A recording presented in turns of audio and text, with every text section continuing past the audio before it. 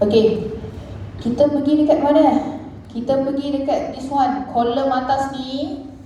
Column atas ni, kita pergi dekat customize column. And then apa yang kita nak tengok adalah frequency. Frequency. CPM dah ada tadi, CPR. Okay. Nombor 2. CPM tak dia yang nanti dia akan keluar lah berapa dia punya frekuensi. Ada frekuensi biasa kat belakang. Frekuensi berapa kali orang tu tengok kita punya iklan. Make sure 3 tu adalah maksimum. 3 tu dah dikira bahaya lah tu. Sebab kalau kita tengok benda tu hari-hari, contohlah kalau orang tu suka okey, tapi kalau orang tu tak suka, habis lah, kena report lah kita. Takut kita punya account pula kena ban. Okay, CPM sama je, bawah daripada RM10. Okay. Frekuensi maksudnya apa? Kekerapan atas orang yang sama. Nak frekuensi untuk apa? Apa dia? Frekuensi tu untuk apa? Frekuensi tu adalah kekerapan. Contohlah ini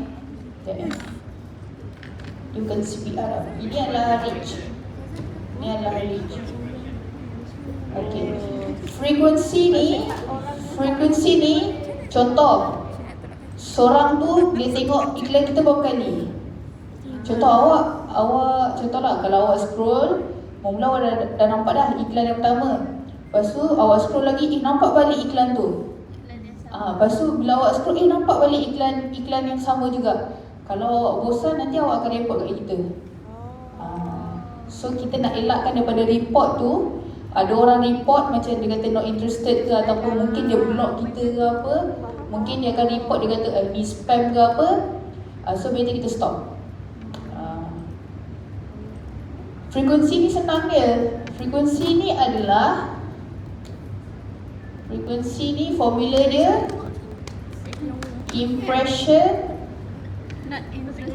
bahagi dengan reach. Betul lah. Ya.